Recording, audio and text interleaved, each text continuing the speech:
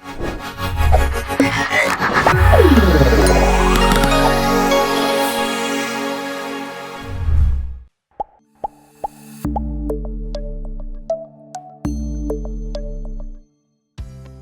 శారీరక శ్రమలు మీ శరీర పరిమితులను ముందుకు త్రోసినప్పుడు మీ కండరాలు కొట్టుకుంటాయి మరియు ఇంధనానికై వాటి గ్లైకోజెన్ నిల్వలను వాడుకుంటాయి.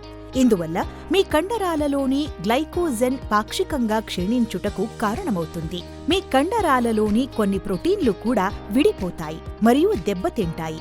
ఒక శారీరక శ్రమ తర్వాత మీ శరీరం తన గ్లైకోజెన్ను తిరిగి భర్తీ చేసుకోవడానికి మరియు ఈ కండర ప్రోటీన్లను మరమ్మత్తు చేసుకోవడానికి మరియు తిరిగి పెంచుకోవడానికి ప్రయత్నిస్తుంది. వ్యాయామ తదనంతరం కోలుకోవడం అనేది సంపూర్ణ వ్యాయామ శిక్షణ రూపావళిలో ఒక కీలకమైన అంశము మరియు అత్యధిక స్థాయి పనితీరు మరియు నిరంతర మెరుగుదలకు అవశ్యకమైనది.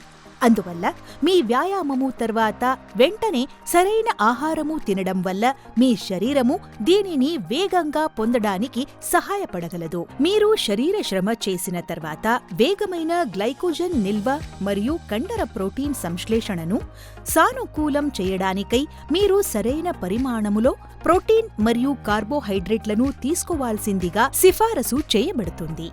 వేళా నియమం ఖచ్చితంగా ఉండాల్సిన అవసరం లేనప్పటికీ శారీరక శ్రమ అనంతరం 45 నిమిషాల లోపున మీ భోజనాన్ని తినాల్సిందిగా అనేక మంది నిపుణులు సిఫారసు చేస్తారు. H24 రీబిల్డ్ స్ట్రెంగ్త్ క్రీడా పోషక ఆహారములో ప్రసిద్ధి చెందియున్న నిపుణులచే రూపొందించబడింది మరియు మీరు గనక కండరాశిని నిర్మించుకోవాలని చూస్తూ ఉన్నట్లయితే H24 రీబిల్డ్ స్ట్రెంగ్త్ వేగంగా జీర్ణమయ్యే మరియు నెమ్మదిగా జీర్ణమయ్యే ప్రోటీన్ల సమ్మేళనాన్ని అందజేస్తుంది.